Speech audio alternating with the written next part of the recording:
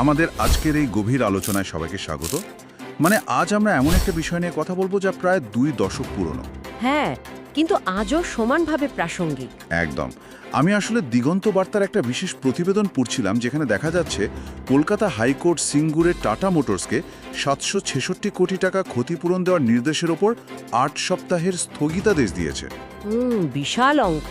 হ্যাঁ, ভাবা যায় 18 বছর আগের একটা বাতিল প্রজেক্ট, যেখানে একটা ইটও শেষ পর্যন্ত গাঁথা হয়নি, তার এত বড় আর্থিক ধাক্কা আজও আমাদের তাড়া করে বেড়াচ্ছে। আজকের লক্ষ্যই হলো এই পুরো জটিল আইনি ইতিহাসটাকে একটু সহজ করে বোঝা। আর এই ধাক্কাটা তো শুধু একটা আইনি রায় নয়, এটা আসলে একটা ফাইন্যান্সিয়াল টাইম বোম বলা যেতে পারে। ঠিক। 2006 সালের সিঙ্গুর আন্দোলনের কথা তো আমাদের সবারই মনে আছে। ওই যে 1000 একর জমি, তারপর টাটা ন্যানো কারখানা, আর তারপর তো প্রবল জমি আন্দোলন হলো, আর টাটা গোষ্ঠী পাত্তারি গুটিয়ে গুজরাটে চলে গেল। একদম তাই। কিন্তু অনেকেই যেটা খেয়াল করেননি সেটা হলো টাটা গোষ্ঠী চলে যাওয়ার পর যে বিপুল আর্থিক ক্ষতি হয়েছিল, তার আইনি হিসাব নিকাশ কিন্তু ভেতরে ভেতরে ঠিকই চলছিল। আড়ালে একটা বড় লড়াই চলছিল।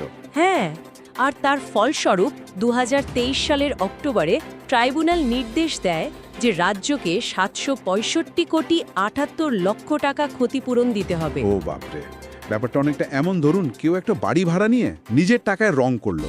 হ্যাঁ, কিন্তু ওঠার আগেই বাড়িওয়ালা তাকে তাড়িয়ে দিল। তখন সে তো রং করার খরচ ফেরত চাইবেই। একদম স্বাভাবিক লজিক। কিন্তু আমার খটকা লাগছে এই সুদের হারে।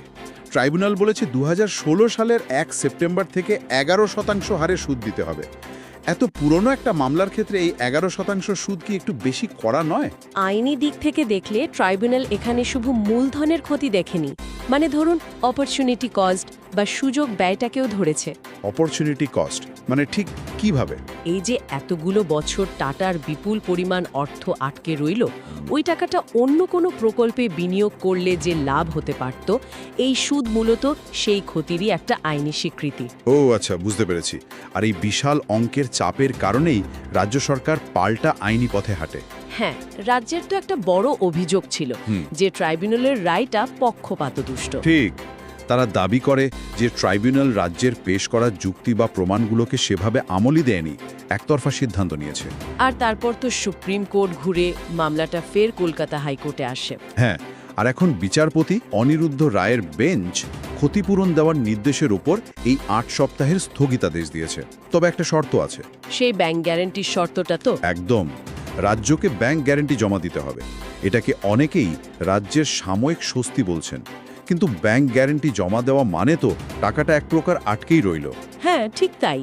এটা তো কোনো স্টপ বাটন নয়, এটা স্রেফ একটা পজ বাটন। দারুণ বলেছেন। এই পজ বাটন মেকানিজমের আসল চাবিকাঠি হলো ওই ব্যাংক গ্যারান্টি। এর কিন্তু এই নয় যে রাজ্য সরকার এখনই বস্তাভর্তি ক্যাশ টাকা টাটার হাতে তুলে দিচ্ছে। তা তো বটেই। বরং সরকার ব্যাংককে দিয়ে আদালতে একটা গ্যারান্টি পেপার জমা করাচ্ছে। যদি রাজ্য এই মামলায় হেরে যায়, তবে ব্যাংক ওই টাকাটা টাটাকে দিতে বাধ্য থাকবে। আচ্ছা। এতে রাজ্যের তরল নগদ বা লিকুইড ক্যাশ এখনই বেরিয়ে যাচ্ছে না ঠিকই, কিন্তু রাজ্যের অতটা পরিমাণ ক্রেডিট বা ঋণ নেওয়ার ক্ষমতা আটকে যাচ্ছে। আদালত আসলে এই পজ সময় মামলাটা পুনরায় খতিয়ে দেখবে, কিন্তু একই সাথে টাটার টাকাটাও সুরক্ষিত রাখলো। একদম ব্যালেন্সড একটা মুভ। আর এই আইনি দড়ি টানাটানিটা আরও ইন্টারেস্টিং হয়ে ওঠে যখন আমরা এর পিছনের রাজনৈতিক প্রেক্ষাপটটা দেখি। রাজনীতি তো একটা বড় ফ্যাক্টর এখানে। দুপক্ষে রাজনৈতিক বাগবিতণ্ডা সরিয়ে রেখে যদি একটা কেস স্টাডি হিসেবে পুরো ব্যাপারটা দেখি, তাহলে দেখব সদ্য সমাপ্ত নির্বাচনে একটা রাজনৈতিক পালাবদলের ইঙ্গিত রয়েছে। আর ঠিক এমন একটা সময়ে আদালতের এই নির্দেশ কর্পোরেট জগৎ আর স্থানীয় রাজনীতির এক অদ্ভুত সমীকরণ তৈরি করেছে। হ্যাঁ, বৃহৎ কর্পোরেট বিনিয়োগগুলো কিভাবে স্থানীয় রাজনীতি এবং দীর্ঘস্থায়ী আইনি জটিলতার গ্যাড়াকলে পড়ে দিনের পর দিন হোঁচট খায়, সিঙ্গুর তার একটা ক্লাসিক উদাহরণ। অস্বীকার করার উপায় নেই। রাজনৈতিক পটভূমি বা হাওয়া বদলের সাথে সাথে এই ধরনের মেগা প্রজেক্টের ভবিষ্যৎ কিভাবে বদলে যায়, এই আইনি লড়াই সেটাই বারবার চোখে আঙুল দিয়ে দেখিয়ে দিচ্ছে। একদম। 1000 একর জমি, 766 কোটি টাকা আর 18 বছরের একটা অন্তহীন সংঘাত। সিঙ্গুরেরই গল্প শুধু একটা কারখানার নয়, বরং শিল্প আর রাজনীতির টানাপোড়েনের এক নিখুঁত দলিল। ঠিক। কিন্তু শেষে একটা প্রশ্ন ভাবার মতো রয়েই যায়। কি রকম? রাজনৈতিক আন্দোলনের জেরে যদি কোনো প্রজেক্ট বাতিল হয় আর তারপর সাধারণ করদাতার টাকা থেকে কর্পোরেট সংস্থাকে বিপুল ক্ষতিপূরণ দেওয়াটাই যদি ভবিষ্যতের নিয়ম হয়ে দাঁড়ায়, তবে কি সরকারগুলো আগামী দিনে বড় বিনিয়োগ আনার আগে দুবার ভাববে? খুব গভীর একটা প্রশ্ন। ওই না গাঁথা ইটগুলো কি আসলে ভবিষ্যতের বিনিয়োগের পথেই অদৃশ্য এক প্রাচীর তুলে দিচ্ছে?